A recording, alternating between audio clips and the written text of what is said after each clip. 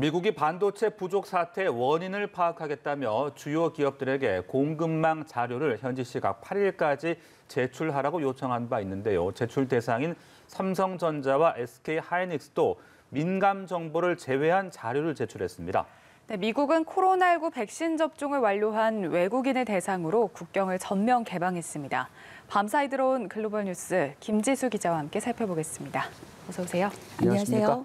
네, 그러니까 미국이 지난 9월이었죠. 글로벌 반도체 업계에 기밀 자료를 제출할 것을 요구를 했고 우리 기업들도 막 제출을 한 겁니까? 어떻습니까? 네, 삼성전자와 SK하이닉스가 오늘 반도체 공급망 자료를 제출했다고 밝혔습니다. 삼성전자 측은 미 상무부 가이드라인에 맞춰 반도체 공급망 자료를 제출했다며 다만 고객 관련 정보는 계약상 공개가 불가능해 상무부와 협의를 거쳐 포함하지 않았다고 밝혔습니다.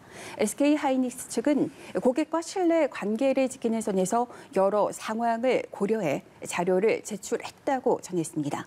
이들 국내 기업은 막판까지 자료 공개 범위를 두고 고심했던 것으로 알려졌습니다. 앞서 미국 정부는 반도체 부족 사태 속에 지난 9월 글로벌 반도체 업계에게 일반적인 것부터 반도체 재고와 주문, 판매, 또 고객사 정보 등 민감한 정보까지 26개 항목의 설문을 제시하며 답하라고 요구했습니다. 관련 기업들이 기밀 정보를 제출하는 걸 곤혹스러워하자 미 정부는 고객사 정보를 비롯해 반도체 기업들이 노출을 꺼리는 민감한 내부 정보 대신 자동차용, 휴대전화용, 컴퓨터용 등 산업별로 자료를 제출하는 것으로 양해한 것으로 전해졌습니다. 현재까지 글로벌 기업 70곳 가까이가 자료를 제출했으며 마감 시한이 남아 있어서 자료 제출 기업은 늘어날 것으로 보입니다. 지나 러먼도 상무장관은 반도체 제조기업들이 마감 시한 전에 자발적으로 자료를 제출할 것으로 확신한다는 입장을 밝혔습니다.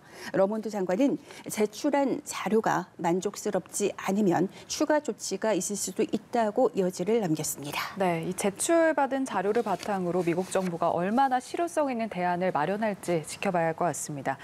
네, 이번에는 영국에서 열리고 있는 유엔 기후변화협약 당사국 총회 소식인데 여기서 도출된 목표에 오류가 있을 가능성이 제기됐다고요? 네, 각국이 유엔에 우선 온실가스 배출 통계를 제출하는데 바로 여기에서 일부의 오류가 있었던 것으로 나타났다고 워싱턴 포스트가 보도했습니다. 이에 따라 이 통계에 근거한 유엔 기후변화협약 당사국 총회 목표도 오류가 있을 가능성이 제기되고 있습니다.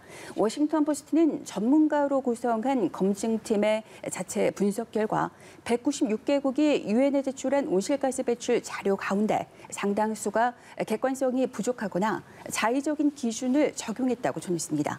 그러면서 실제 배출량은 자체 측정치보다 85억 톤에서 최대 133억 톤 많은 것으로 추정했습니다. 이 같은 추정은 결국 해당 자료를 토대로 추산된 당사국 총회의 온실가스 감축 목표치 자체가 잘못된 기반에 근거해 도출됐다는 의미입니다. 이와 관련해 이번 총회에서 사용한 기준치 자체가 틀렸다는 뜻이라고 워싱턴 포스트는 비판했습니다.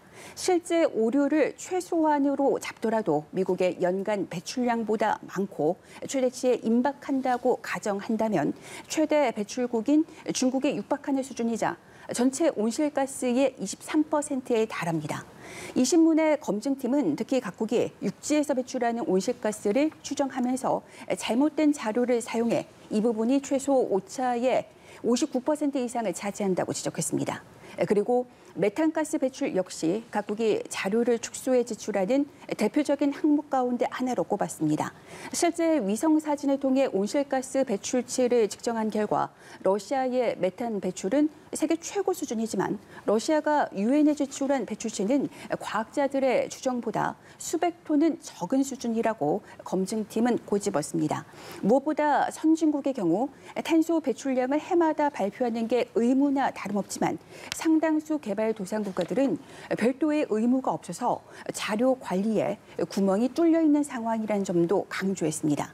실제로 196개국 가운데 대부분 선진국을 포함한 45개국만이 2019년 기준 탄소 배출 자료를 제출한 것으로 나타났습니다. 최대 탄소 배출국인 중국은 2015년 이전 5개년도 자료만을 내놓았을 뿐 최근 자료를 제출하지 않은 상황입니다.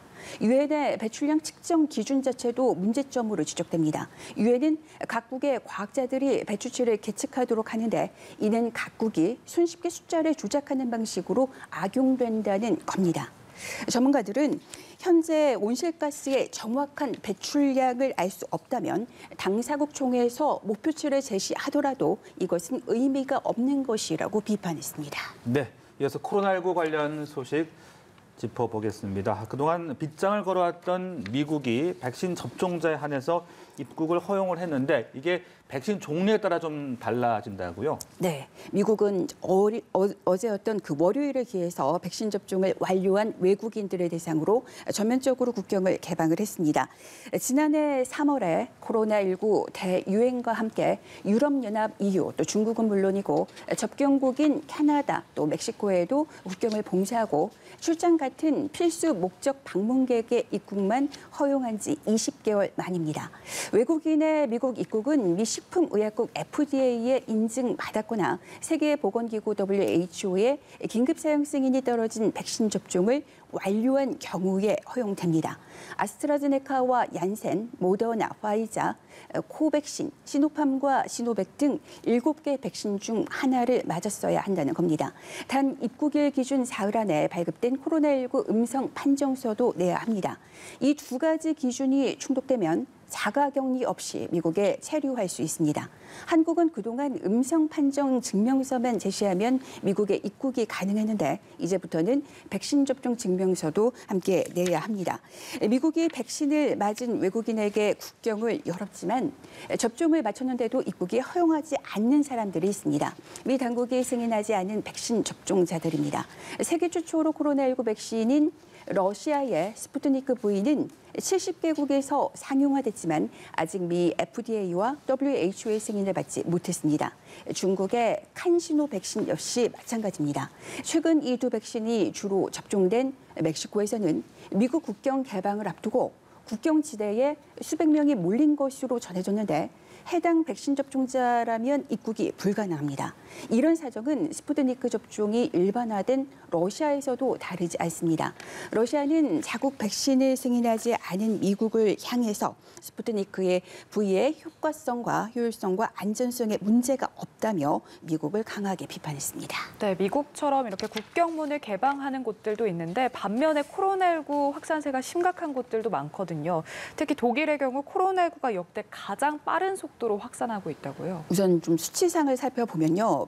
독일의 최근 일주일간 10만 명당 누적 확진자는 201명으로 나왔는데 이는 코로나19 유행이 정점이었던 지난해 12월의 최고치를 넘어선 겁니다. 세계적 대유행이 시작된 이후 최고 속도로 코로나19가 현재 번지고 있습니다. 8일 신규 확진자는 15,000명을 넘었습니다. 전문가들은 이런 속도로 확진자가 늘어나면 중환자가 곧 2배로 폭증할 수 있다고 우려했습니다. 이미 지난 겨울 정점대와 유사한 규모인 2,500명의 코로나19 환자가 중환자실에서 치료받고 있는데 현재의 속도라면 수주 내에 거의 2배로 늘어날 수 있다는 겁니다. 의료계에서는 집중 치료가 필요한 환자가 2배로 늘어나면 독일의 의료체계가 감당하기 어려운 상황이 되는 것이라는 목소리가 나오고 있습니다. 독일 당국은 현재 입원 환자의 90%는 백신 미접종자라는 사실에 주목하고 있습니다. 독일의 1차 접종률은 3개월째 60%대에 머물러 있습니다. 게다가 미접종자 3명 중 2명은 절대 백신을 맞지 않겠다고 밝혀서 당국의 시름은 깊습니다. 전문가들은 백신을 맞지 않은 모든 이들이 감염될 것으로 전망하는 가운데 특히 학교에서 확산 속도가 경악스러울 정도라는 지적이 나오고 있습니다.